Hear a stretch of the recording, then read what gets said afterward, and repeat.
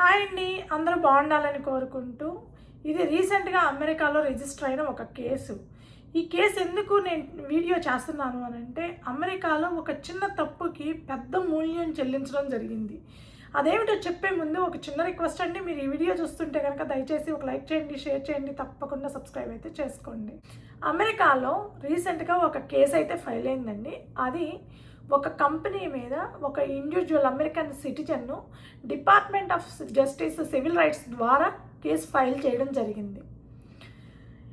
ఈ case file చేసిన తర్వాత కొన్నాళ్ళు జరిగింది. రీసెంట్గా సెటిల్మెంట్ కూడా చేసుకోవడం జరిగింది. అంటే రెండు పార్టీలు ఒప్పుకుంటే కోర్టు బయట మనకులాగానే ఇక్కడ కూడా సెటిల్మెంట్ చేసుకోవచ్చు. ఇద్దరు లాయర్స్ని పెట్టుకొని ఇద్దరు లాయర్స్ కూర్చొని వాళ్ళు అటు సైడ్ పార్టీ ఇటు సైడ్ పార్టీ కూర్చొని మాట్లాడుకొని సెటిల్మెంట్ అయితే చేసుకుంటారు. అది ఇక్కడ లీగలేనండి. సెటిల్మెంట్ చేసుకోవడం అనేది లీగలే, ఎందుకంటే లాయర్స్ సమక్షంలోనే జరుగుతుంది కాబట్టి అది లీగల్.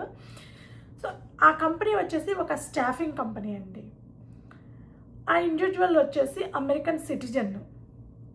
సో ఆ స్టాఫింగ్ కంపెనీ ఏం చేసిందంటే, మనకి ఇండియాలో లాగానే హెచ్ఆర్ రిక్రూటర్స్ జాబ్ పోస్టింగ్లు పెడతారు. సో ఆ జాబ్ పోస్టింగ్ల దగ్గర ఇండియాలో అయితే మనకి ఇండియన్ సిటిజన్స్ని మాత్రమే ప్రిఫర్ చేస్తాము, లేకపోతే వీళ్ళనే ప్రిఫర్ చేస్తామని ఉండదు.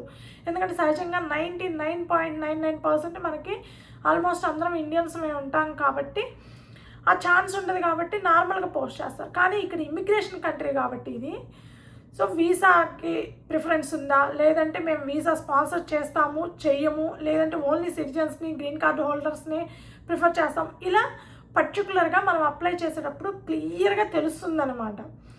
H1B వాళ్ళు ఉంటే H1B వాళ్ళకి మేము వీసా స్పాన్సర్ చేస్తామా చెయ్యమా. ప్రజెంట్ వీసా ఉండొచ్చు, వాళ్ళ దగ్గరికి వెళ్ళినప్పుడు వీసా ట్రాన్స్ఫర్ చేసుకోవాలి కదండి. సో ఆ వీసా ట్రాన్స్ఫర్ చేసుకున్నప్పుడు ఆ స్పాన్సర్ అనేది ఆ ఎంప్లాయర్స్ చేస్తారా చెయ్యరా, లేదంటే వీసా స్పాన్సర్స్ లేకుండా ఉండేవాళ్ళు కావాలి అని అంటే H4EAD వాళ్ళు కానీ, STEM OPT వాళ్ళు కానీ, సిటిజన్స్ కానీ, గ్రీన్ కార్డు హోల్డర్స్ కానీ ఎవరైనా అప్లై చేసుకోవచ్చు. లేదు మేము ఓన్లీ సిటిజన్స్ అలాగే GC1 వాళ్ళని మాత్రమే ప్రిఫర్ చేస్తామంటే ఆ రెండు కేటగిరీస్ మాత్రమే అప్లై చేసుకోవాల్సి ఉంటుంది. సో ఇలా ప్రతి జాబ్ పోస్టింగ్ కింద క్లియర్గా పెడతారండి ఇక్కడ. అది లీగల్ రూల్ కూడా, ఎందుకంటే ఎవరు దేనికి ప్రిఫర్ చేస్తున్నారు అనేది క్లియర్గా పోస్టింగ్లో పెట్టడం జరుగుతుంది. ఎందుకంటే H1B వాళ్ళు ఈజీగా అప్లై చేస్తుంటారు కాబట్టి సహజంగా క్లారిటీగా పెడతారనమాట. సో ఆ స్టాఫింగ్ కంపెనీ చేసిన మిస్టేక్ ఏంటి అని అంటే, వాళ్ళ జాబ్ పోస్టింగ్ కింద మేము ఓన్లీ వీసా హోల్డర్స్ని మాత్రమే ప్రిఫర్ చేస్తాము అని పెట్టడం జరిగిందనమాట. మీరు అమెరికాలో ఉంటూ ఏ జాబ్ పోస్టింగ్ పెట్టినా మేము US సిటిజన్స్ని కానీ GC1 వాళ్ళని కానీ ప్రిఫర్ చేయము, అసలు తీసుకోము, మేము ఓన్లీ వీసా హోల్డర్స్ని మాత్రమే తీసుకుంటాము, లేదంటే H4EAD వాళ్ళని మాత్రమే తీసుకుంటాము, STEM OPT వాళ్ళని మాత్రమే తీసుకుంటామని పర్టికులర్గా పెట్టడం తప్పు కాదు కానీ వీళ్ళకి సంబంధించి. కానీ సిటిజన్స్ని GC1 వాళ్ళని మేము సిటిజన్స్ని GC1 వాళ్ళని తీసుకోము అని చెప్పి ఎక్కడా పెట్టకూడదు, ఎందుకంటే అది సివిల్ రైట్స్కి సంబంధించి ఉంటుంది. అమెరికాలో ఉంటూ అమెరికన్ సిటిజన్స్కి నువ్వు వర్క్ చేసుకోవడానికి అప్లై చేసుకోవడానికి పర్మిషన్ ఇవ్వటం లేదంటే అది ఖచ్చితంగా ఇల్లీగల్ అవుతుంది, లీగల్ అవ్వదు. ఎందుకంటే వాళ్ళ సిటిజన్స్ని కించపరిచినట్టు అవుతుంది అది. సో ఇక్కడ ఉన్న సిటిజన్స్కి ఫస్ట్ ప్రిఫరెన్స్ ఎప్పుడు ఇవ్వాలనేది అది రూల్ అండి. అది ఈ మధ్య ఇంకా ఎక్కువ స్ట్రిక్ట్గా ఇంప్లిమెంట్ చేస్తున్నారు. అందుకే ఈ మధ్య కాలంలో ప్రతి కంపెనీలో రిక్వైర్మెంట్స్లో ఎక్కువ శాతం GC1 వాళ్ళని సిటిజన్స్ని వాళ్ళకి ఎక్స్పీరియన్స్ లేకపోయినా తక్కువ ఎక్స్పీరియన్స్ అయినా కూడా హైర్ చేసుకుంటున్నారు. రీజన్ అదే. సో వాళ్ళు చేసిన ఆ చిన్న మిస్టేక్ ఏదైతే ఉందో, మేము సిటిజన్స్ని GC1 వాళ్ళని ప్రిఫర్ చేయము, ఓన్లీ వీసా హోల్డర్స్ని ప్రిఫర్ చేస్తాము అనేది ఉందో, దాన్ని బేస్ చేసుకొని ఆ ఇండివిజువల్ వ్యక్తి ఆ కంపెనీ మీద కేసు అయితే ఫైల్ చేయడం జరిగింది త్రూ డిపార్ట్మెంట్ ఆఫ్ జస్టిస్ ద్వారా. సో ఆ వ్యక్తి వచ్చేసి అమెరికన్ సిటిజన్ను. ఆయన పైథాన్ డెవలపర్ పొజిషన్ ఏదో వాళ్ళు పోస్ట్ చేసినట్టున్నారు. దానికి అప్లై చేయడానికి ట్రై చేస్తే సిటిజన్స్ని GC1 వాళ్ళని మేము ప్రిఫర్ చేయటం లేదు, ఓన్లీ వీసా హోల్డర్స్ని మాత్రమే ప్రిఫర్ చేస్తామని దాంట్లో మెసేజ్ వచ్చినట్లుంది. సో దాన్ని బేస్ చేసుకొని అతను డిపార్ట్మెంట్ ఆఫ్ జస్టిస్ వాళ్ళకి కంప్లైంట్ ఇచ్చి తద్వారా కోర్టులో కేసు అయితే ఫైల్ చేయడం జరిగింది. సో ఆ కేసు జరిగిన తర్వాత రీసెంట్గా సెటిల్మెంట్ కూడా అయ్యిందండి. ఆ సెటిల్మెంట్ వచ్చేసి $3,13,000 సెటిల్మెంట్ అయింది. ఈ $3,13,000 $58,000 ఆ ఇండివిజువల్కి పే చేయాల్సి ఉంటుంది. ఎందుకంటే ఆ మెయిన్ అసలు ఆ ఇష్యూనే అతను కాబట్టి తీసుకొచ్చింది. అతనికి $58,000 చెల్లించాల్సిందిగా, ఆ రిమైనింగ్ అమౌంట్ ఏదైతే ఉందో అది యూఎస్ గవర్నమెంట్కి చెల్లించాల్సిందిగా సెటిల్మెంట్ అయితే చేసుకోవడం జరిగిందనమాట. అసలు బేసిక్గా ఇక్కడ ఎందుకు ఇట్లా పెడుతున్నారు, కేవలం వీసా హోల్డర్స్ని ఎందుకు హైర్ చేసుకోవాలనుకుంటున్నారు అని అంటే సింపుల్ అండి. US citizens green card holders అయితే 8 అవర్స్కి మించి వర్క్ చేయరు. 8 అవర్స్ అంటే 8 అవర్స్ కరెక్ట్గా చేస్తారు. లంచ్ టైంలో కూడా ఎక్కువ టైం స్పెండ్ చేయకుండా అక్కడ డెస్క్ దగ్గరే తింటూ, యూఎస్ సిటిజన్స్ కానీ జీసీ ఉన్న వాళ్ళు కానీ లంచ్ టైం కూడా ఎక్కువ బ్రేక్ తీసుకోరండి. సో 8 అవర్స్ అంటే 8 అవర్సే చేస్తారు. 1 అవర్ కూడా ఎక్స్ట్రా చేయరు, వాళ్ళకి అవసరం లేదు. Plus as per market standards వాళ్ళకి శాలరీస్ పే చేయాల్సి ఉంటుంది. నువ్వు స్టాండర్డ్స్ ప్రకారం కాకుండా, మార్కెట్ స్టాండర్డ్స్ ప్రకారం కాకుండా లీస్ట్ ప్రొవైడ్ చేస్తానంటే వాళ్ళు ఒప్పుకోరు దానికి.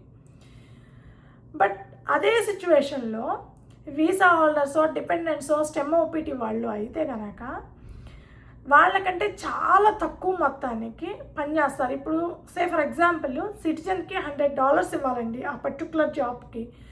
అదే జాబ్కి గంటకి $70 ఇచ్చినా H1B వాళ్ళు కానీ, EAD వాళ్ళు కానీ, లేకపోతే స్టెమ్ ఓపీటీ వాళ్ళు కానీ ఎవరైనా వర్క్ చేస్తారు. వాళ్ళకి H1B వాళ్ళే కావాలన్నా కూడా $70కి వర్క్ చేస్తారు. H1B వాళ్ళు చాలామంది వర్క్ చేస్తారు, అంత పెద్దగా ఇవ్వాల్సిన అవసరం లేదు. సెకండ్ది వచ్చేసి సిటిజన్స్ కేవలం 8 అవర్సే వర్క్ చేస్తారండి. మ్యాక్సిమం సిటిజన్స్ కానీ, ఇమిగ్రెంట్స్ కానీ, అంటే జీసీ ఉన్న వాళ్ళు కానీ 8 అవర్స్ పని చేస్తారు, లేదంటే 8.5 అవర్స్ పని చేస్తారు. అంతకు మించి వాళ్ళు ఎవ్వరూ చేయరండి. రూల్ ఏదైతే ఉందో ఆ రూల్ ప్రకారం వాళ్ళు ఫాలో అవుతారు. కానీ H1B వాళ్ళు కానీ, రిమైనింగ్ వాళ్ళు ఎవరైనా సరే మనకి 8 అవర్స్కి మించి వర్క్ ఉందనుకోండి చేస్తారు. 10 అవర్స్ చేయాల్సి వచ్చినా, 12 అవర్స్ చేయాల్సి వచ్చినా చేస్తారు. ఏది వితౌట్ పే. వాళ్ళకి కొంచెం టార్గెట్లు పెట్టేసి ఆ టార్గెట్లు ఫినిష్ చేయాలి, మీరు 12 గంటలు పని చేస్తారా, 10 గంటలు పని చేస్తారా, 20 గంటలు పని చేస్తారా అనేది మాకు అనవసరం అని చెప్తారు. సో చచ్చినట్టు వాళ్ళు 8 గంటలు చేయాల్సిన వర్క్ 12 గంటలైనా చేయడానికి రెడీగా ఉంటారు. ఆ ఎక్స్ట్రా 4 అవర్స్కి పే చేయాల్సిన అవసరం ఉండదు కంపెనీ, ఎందుకంటే అది టార్గెట్ అని చెప్తారు. సో పే చేయాల్సిన అవసరం లేదు. తక్కువ రేటుకి ఎక్కువ టైం పనిచేసే వాళ్ళు దొరుకుతున్నప్పుడు వాళ్ళని ప్రిఫర్ చేయడం తగ్గించేస్తారన్నారనమాట. దానివల్లే ఇక్కడ అసలు ఇష్యూ అనేది బాగా పెద్దదవుతుందండి. ఈ మధ్యకాలంలో ఇలాంటి పోస్టింగ్లు అనేవి చాలా ఎక్కువగా గమనిస్తున్నారు యుఎస్ సిటిజన్స్ కూడా. ఎందుకంటే వీళ్ళకి కూడా ఇట్లాంటి ఎక్కడ దొరుకుతాయా, మనం కేసు ఎట్లా పెడదామని చూస్తూ ఉంటారు కొంతమంది. సో వీళ్ళ కంపెనీలు ఏం ఆలోచిస్తాయండి, సహజంగానే వాళ్ళకి ప్రాఫిట్ ఎక్కువ రావాలి, ఎక్కువ గంటలు పనిచేయాలి, తక్కువ జీతానికి పనిచేయాలి. బట్ అమెరికన్ సిటిజన్స్నో, జీసీ ఉన్న వాళ్ళు అట్లా చేయమంటే ఒప్పుకోరు. దానికి వాళ్ళు రూల్ ప్రకారమే చేస్తామంటారు. మా రూల్ ప్రకారం మాకు 8 అవర్సే ఉంది, 8 అవర్సే చేస్తాము, 8 అవర్స్కి మాకు మార్కెట్ స్టాండర్డ్స్ ప్రకారం శాలరీ ఇవ్వాల్సిందే అని చెప్తారు. అలా కాకుండా వీళ్ళు అనుకోండి, వీసా డిపెండెంట్స్ కానీ, లేదంటే వీసా హోల్డర్స్ కానీ అవసరం వాళ్ళది కాబట్టి తక్కువ జీతానికైనా, ఎక్కువ గంటలు పనిచేయడానికైనా వెనకాడరు, ముందుకెళ్ళిపోతారు. సో ఆ డిఫరెన్స్ వల్లే ఇలాంటి పోస్టింగ్. అది ఏదో ఈ కంపెనీ ఒక్కటే కొత్తగా ఫస్ట్ టైం పెట్టడం కాదండి, ఇదివరకు చాలా కంపెనీలు పెట్టాయి. కాకపోతే ఈ మధ్యకాలంలో ఇది కొంచెం ఇష్యూ అవుతుందన్నమాట. ఏంటంటే యూఎస్ సిటిజన్స్కి, ఇమిగ్రెంట్స్కి ఫస్ట్ ప్రయారిటీ ఇవ్వాలి, ఆ తర్వాతే మిగిలిన వాళ్ళకి ప్రయారిటీ ఇవ్వకపోతే కనుక అది ఇల్లీగల్ అని చెప్పేది ఈ మధ్యకాలంలో ఎక్కువైంది. కాబట్టి దాని మీద ఎక్కువ ఫోకస్ చేస్తున్నారు. సో అలా కొన్ని కంపెనీలు పెడుతూ ఉంటాయండి, మాకు పర్టికులర్గా వీళ్ళనే తీసుకుంటాం, పర్టికులర్గా వీళ్ళకే ప్రిఫరెన్స్ ఉంటుంది అనేది చాలా కంపెనీస్ పెడుతూ ఉంటాయి. ఈవెన్ రీసెంట్గా చాలా కంపెనీస్ మేము ఓన్లీ సిటిజన్స్ని, జీసీ ఉన్న వాళ్ళని మాత్రమే ప్రిఫర్ చేస్తున్నాము ఇలా కూడా పెడుతూ వస్తున్నారనమాట. సో బేసిక్గా అమెరికాలో ఏంటంటే అండి, మనం చిన్న తప్పు చేసినా కూడా మనం చెల్లించే మూల్యం అనేది చాలా భారీగా ఉంటుంది. ఈ సింపుల్ ఎగ్జాంపుల్ చెబుతా. రీసెంట్గా నాకు ఒకటి జరిగిన విషయం అండి. సో నేను ఒక బేకరీకి వెళ్ళాను. బేకరీ అంటే మనం ఇండియన్స్ ఏంటి, సహజంగా ఇండియన్ బేకరీస్కి, ఇండియన్ రెస్టారెంట్స్కి వీటికి ఎక్కువ ప్రిఫర్ చేస్తుంటాం, మనకు ఆ ఫుడ్ అలవాటు కాబట్టి. సో నేను ఒక బేకరీకి వెళ్ళి ఒక చిన్న కేక్ పీస్, మనం ఇండియాలో తీసుకున్నట్టే బేకరీలో ఒక చిన్న కేక్ పీస్ తీసుకున్నానండి. తీసుకొని అక్కడ తినకుండా ఇంటికి వచ్చి ఒక 1 అవర్ తర్వాత తినడానికి ప్రయత్నిస్తే అది పులిసిపోయి చండాలంగా ఉందన్నమాట. నోట్లో పెట్టుకుంటే దరిద్రంగా ఉంది. అంటే అది స్టాక్ ఉంది, ఎప్పటి నుంచో స్టాక్ ఉన్న దాన్ని తీసి పడేయకుండా ఆతరిస్తున్నారు వాళ్ళు.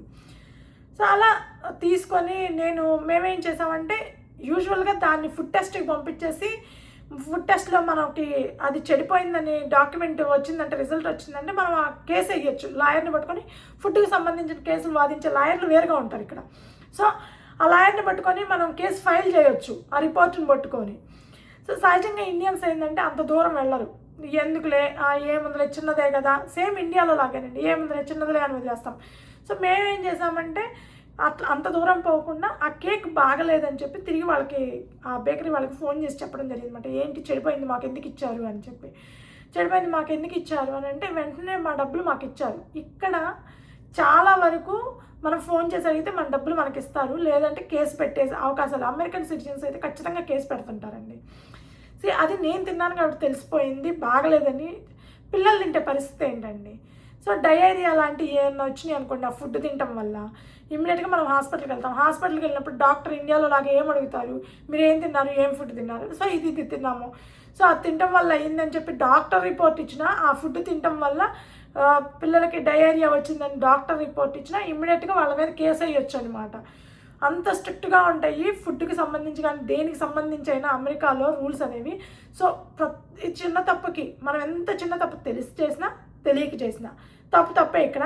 ఆ చిన్న తప్పుకు కూడా మనం చెల్లించే మూల్యం అనేది ఎంత భారీగా ఉంటుందంటే, మన లైఫ్లో మనం చెయ్యలేమేమో, చెల్లించలేము. మన లైఫ్ మొత్తాన్ని తాకట్టు పెట్టినా కూడా మనం ఆ డబ్బు ఆ ఫైన్ కట్టలేమో, ఆ సెటిల్మెంట్లు చేయలేమేమో అనేంత పెద్ద మొత్తంలో వేస్తారనమాట ఇక్కడ.